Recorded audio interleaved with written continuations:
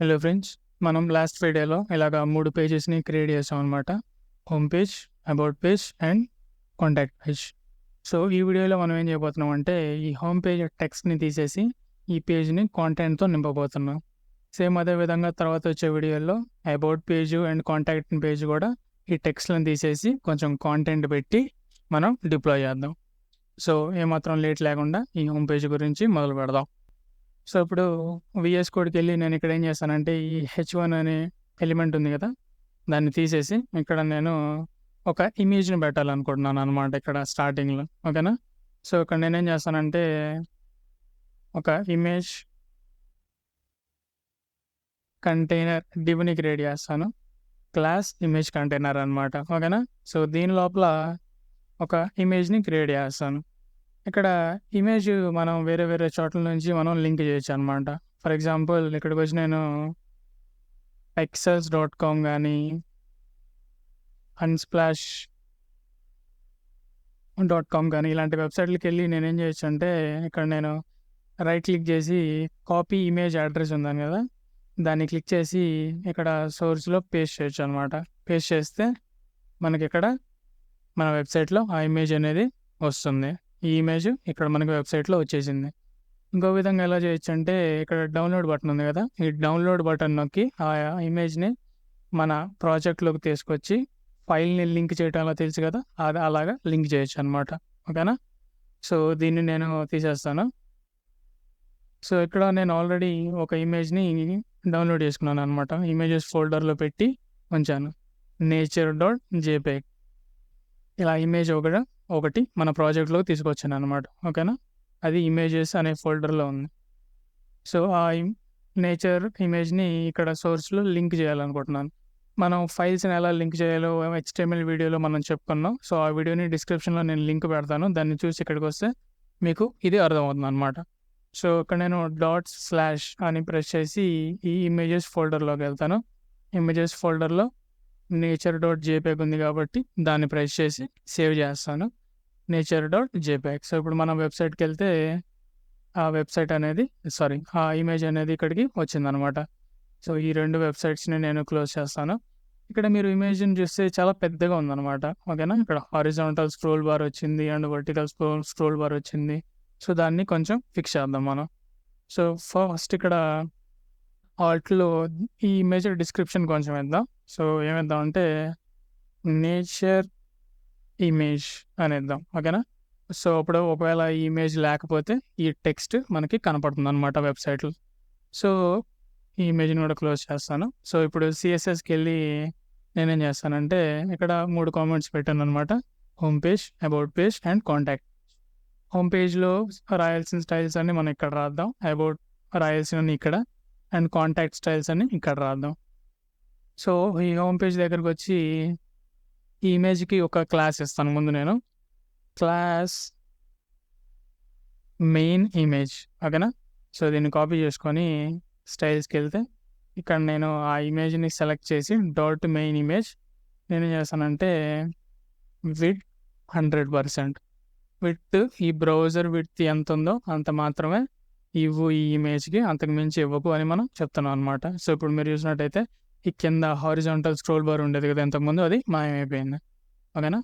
So, ఇప్పుడు vertical height కూడా చాలా పెద్దగా ఉందనమాట. నాకు ఇంత పెద్ద ఇమేజ్ వద్దు. సో, దానికోసం నేనేం చేస్తానంటే ఇక్కడికొచ్చి నేను మ్యాక్స్ హైట్ అంటే మాక్సిమం హైట్ 400 పిక్సెల్ మాత్రమే ఇవ్వు అని చెప్తున్నాననమాట.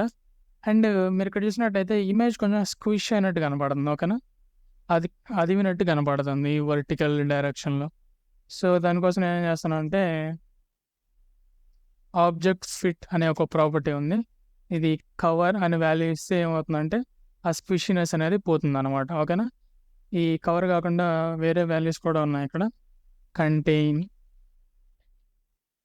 కవర్ అండ్ ఫిల్ ఇలా మనకి వేరే వేరే ప్రాపర్టీస్ ఉన్నాయి. ఫిల్ అనేది డిఫాల్ట్ వాల్యూ అనమాట. సో, స్టార్టింగ్‌లో ఎట్లాగుందో అలాగనే ఉంది. సో, ఇక్కడ మనం కవర్ అని ఇస్తే ఆ స్క్విషీనెస్ అనేది పోతుందనమాట. ఓకేనా? అండ్ ఈ ఇమేజ్ మీద ఇక్కడ నేను ఒక టెక్స్ట్ ఇవ్వాలనుకుంటున్నాను. ఓకేనా? సో, ఎలా ఇస్తామంటే అది. సో, ఇప్పుడు ఈ ఇమేజ్ దగ్గరకొచ్చి ఇమేజ్ కింద ఇంకొక డివ్ని క్రియేట్ చేద్దాం. దానికి క్లాస్ ఏమిద్దామంటే టైటిల్ టెక్స్ట్ అనమాట. ఓకేనా. సో ఇక్కడ నేనేమిస్తానంటే టెక్స్ట్ ఎక్స్పీరియన్స్ విత్ నేచర్. ఓకేనా. సో ఇక్కడ ఎక్స్పీరియన్స్ విత్ నేచర్ అని ఇవ్వగలనే ఇక్కడ మనకి కింద వచ్చింది. ఓకేనా. సో ఈ టెక్స్ట్ని మనకు ఇక్కడ తెప్పించుకోవాలి. సో దానికోసం ఏం చేయాలంటే styles.cssకి వెళ్ళి ఫస్ట్ ఇమేజ్ కంటైనర్ని క్లాస్ని కాపీ చేద్దాం. ఓకేనా. సో ఇక్కడికి వచ్చి నేనేం చేస్తానంటే దీనికి పొజిషన్ రిలేటివ్ అని ఇస్తాను. అండ్ ఆ టైటిల్ టెక్స్ట్ ఏదైతే ఉందో దాన్ని సెలెక్ట్ చేసి దానికి పొజిషన్ అబ్సల్యూట్ అని ఇస్తాను అనమాట. ఓకేనా. సో ఈ పొజిషన్ అంటే మీకు ఏంటో తెలియకపోతే ఈ పొజిషన్ అన్ని సిఎస్ఎస్ వీడియోలో ఇంతకుముందు వీడియోలో మనం మాట్లాడుకున్నాం. సో ఆ పొజిషన్ వీడియోని కూడా కింద డిస్క్రిప్షన్లో లింక్ చేస్తాను. దాన్ని చూసి ఇక్కడికి రండి. సో ఇక్కడ నేనేం చేస్తానంటే టాప్ 50% మనం ఈ పొజిషన్ అబ్సల్యూట్ అని ఇచ్చాం కదా, అండ్ ఈ పొజిషన్ దీనికి రిలేటివ్ అని ఇచ్చాను. సో ఈ ఎలిమెంట్ అనేది ఈ టైటిల్ టెక్స్ట్ అనే ఎలిమెంట్ అనేది ఈ ఇమేజ్ కంటైనర్కి రిలేటివ్గా మూవ్ అవుతుంది. ఓకేనా. సో ఇప్పుడు టాప్ 50% అంటే పైనుండి 50% కిందకు వచ్చింది అనమాట. ఓకేనా. సో ఇక్కడికి వచ్చి నేను ఏం చేస్తున్నాను అంటే లెఫ్ట్ 50%, ఇప్పుడు లెఫ్ట్ నుండి 50% యువతలకు వచ్చింది. ఓకేనా. సో ఇక్కడ మనకి ఈ అనేది కరెక్ట్గా ఎగ్జాక్ట్గా సెంటర్లో ఉందన్నమాట. ఓకేనా. కానీ నాకు ఈ సెంటర్లో కావాల్సిన అవసరం లేదు. ఈ పూర్తి టెక్స్ట్ ఉంది కదా అది సెంటర్లో ఉండాలి. ఓకేనా. ఈ ఒక్కటే కాదు. సో దానికోసం నేనేం చేస్తానంటే దీన్ని కొంచెం కింద చేద్దాం కనిపించడానికి. ఇక్కడికి వచ్చి ఏం చేస్తానంటే టైటిల్ టెక్స్ట్కి వచ్చి నేను ట్రాన్స్లేట్ -50%. సో ఇప్పుడు చూసినట్టయితే ఎక్స్పీరియన్స్ విత్ నేచర్ అనేది ఈ పూర్తి టెక్స్ట్ హారిజాంటల్గా అండ్ వర్టికల్గా సెంటర్లో ఉంది. ఓకేనా. సో ఇప్పుడు ఆ టైటిల్ టెక్స్ట్కి ఇంకొంచెం స్టైల్స్ ఇద్దాం. ఏం చేస్తాను అంటే నేను colour, white smoke, font size 56 pixel సరిపోద్దా, కొంచెం పెద్దదైనట్టు ఉంది. సో 50 పిక్సెల్ అని ఇద్దాం. అండ్ దీనికి ఒక టెక్స్ట్ షాడో కూడా ఇద్దాం. సో దానికోసం నేను ఒక టెక్స్ట్ షాడోని అయితే ప్రిపేర్ చేశాను అనమాట. సో ఈ టెక్స్ట్ షాడోని కాపీ చేసి ఈ టైటిల్ టెక్స్ట్కి ఇద్దాం. సో ఇవ్వగానే మీరు ఇక్కడ చూసారు కదా ఈ టెక్స్ట్ కింద కొంచెం షాడో లాగా కనపడింది. ఓకేనా. సో అది ఇమేజ్ అండ్ టెక్స్ట్ అనమాట. సో దీని కింద ఇంకొంచెం కాంటెంట్ ఇద్దాం మనం హోమ్ పేజ్లో. సో దానికోసం నేనేం చేస్తానంటే ఈ index.htmlకి వెళ్ళి ఇది ఇమేజ్ కదా, సో దీని మీద ఇమేజ్ అని ఒక కామెంట్ ఇస్తాను. ఓకేనా. దీన్ని కొలాప్స్ చేద్దాం. అండ్ ఈ ఇమేజ్ కిందకు వచ్చి ఇక్కడ నేను కొన్ని కార్డ్స్ ఇస్తాను అనమాట, రివ్యూస్ లాగా. ఓకేనా. సో ఇక్కడ నేనేం చేస్తానంటే డివ్కి క్లాస్ కార్డ్స్ కంటైనర్. ఓకేనా. అండ్ ఇక్కడ ఇంకోటి ఇస్తాను. దీనికి క్లాస్ ఏమి ఇస్తానంటే నేను కార్డ్స్ టైటిల్. ఓకేనా. ఈ రెండింటి మధ్యలో కార్డ్స్ టైటిల్ ఏంటి, రివ్యూస్. ఓకేనా. సో ఇప్పుడు మనం వెబ్సైట్కి వెళ్తే ఇక్కడ చూసారు కదా రివ్యూస్ అని ఇక్కడ ఉందన్నమాట. ఓకేనా. అండ్ ఆ రివ్యూస్ కింద నేనేం చేస్తానంటే 3 రివ్యూస్ని క్రియేట్ చేస్తాను. ఓకేనా. అండ్ ఆ టైటిల్ కిందకు వచ్చి ఇంకొక ఎలిమెంట్ని క్రియేట్ చేస్తాను కంటైనర్ లాగా, ఇక్కడ కార్డ్స్ అని ఇస్తాను. ఓకేనా. మనం ఆ 3 కార్డ్స్ని క్రియేట్ చేద్దాం అనుకున్నాం కదా, ఆ 3 కార్డ్స్ అనేది ఈ కార్డ్స్ ఎలిమెంట్ లోపల ఉంటాయి. సో ఇక్కడికి వచ్చి నేను ఫస్ట్ క్లాస్ కార్డ్ అని ఇస్తాను. సో ఈ కార్డ్ లోపల కొంచెం ప్లేస్ హోల్డర్ టెక్స్ట్ లాగా ఇద్దాం. ఓకేనా. విఎస్ కోడ్లో ప్లేస్ హోల్డర్ టెక్స్ట్ ఎలా ఇవ్వాలంటే ఇక్కడ లోరమ్ అని టైప్ చేసి మీకు ఎన్ని క్యారెక్టర్స్ కావాలంటే అన్ని క్యారెక్టర్స్ నెంబర్ ఇక్కడ టైప్ చేయాలి. లోరమ్ 40 అని ఇచ్చాను అనుకోండి, ఇక్కడ కింద మీకు కూడా కనపడుతుంది కదా, దాని మీద క్లిక్ చేస్తే మీకు 40 క్యారెక్టర్స్ టెక్స్ట్ అనేది ఇక్కడ వస్తుంది అనమాట. ఓకేనా. మీకు ఇక్కడ చూసారు కదా 40 క్యారెక్టర్స్ టెక్స్ట్ ఆ కార్డ్ లోపల వచ్చింది. ఓకేనా. సో ఇలాగా నాకు 3 కార్డ్స్ కావాలి. సో దీన్ని కాపీ చేసి పేస్ట్ చేస్తాను. మళ్ళీ దీని కింద కూడా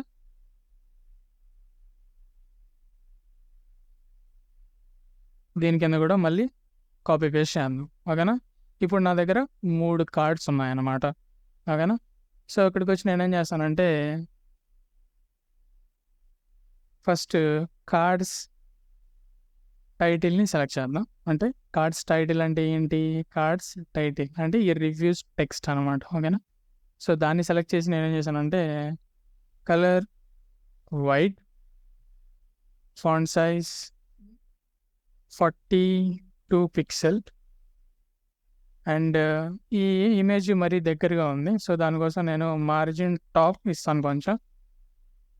మార్జిన్ టాప్ 20 పిక్సెల్. సో, ఇప్పుడు ఈ రెండిటి మధ్యలో కొంచెం ఖాళీగా ఉందన్నమాట. ఓకేనా? అండ్ ఈ హారిజాంటల్‌గా కూడా ఈ స్క్రీన్‌కి అతుక్కుపోయినట్టుగా ఉంది. సో, దానికోసం నేనేం చేస్తానంటే margin left 30 pixel and margin right 30 pixel. Oh! Sorry margin కాదు, ప్యాడింగ్ ఇవ్వాలన్నమాట ఇక్కడ.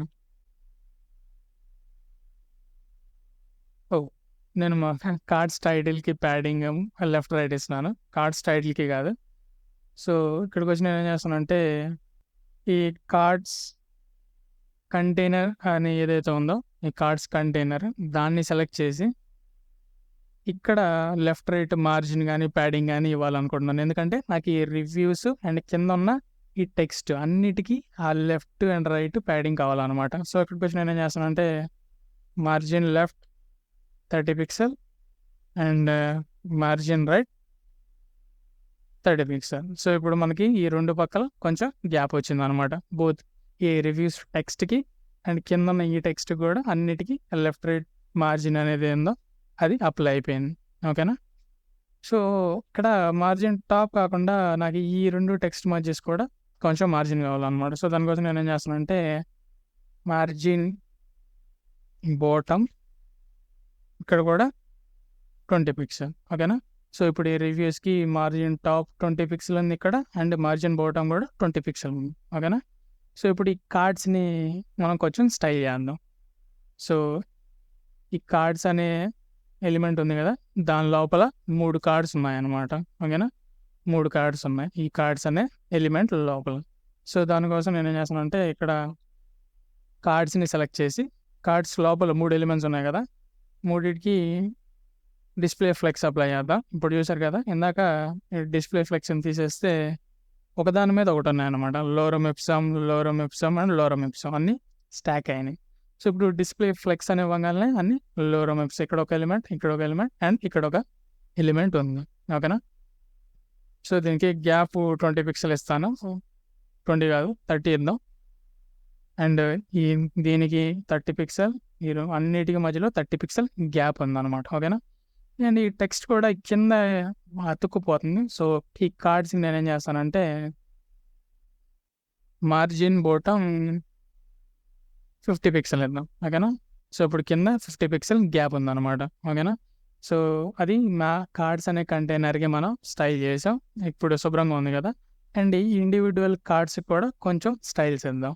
సో, దానికోసం నేనేం చేస్తానంటే ఇండివిడ్యువల్ కార్డ్స్ ఉంది కదా!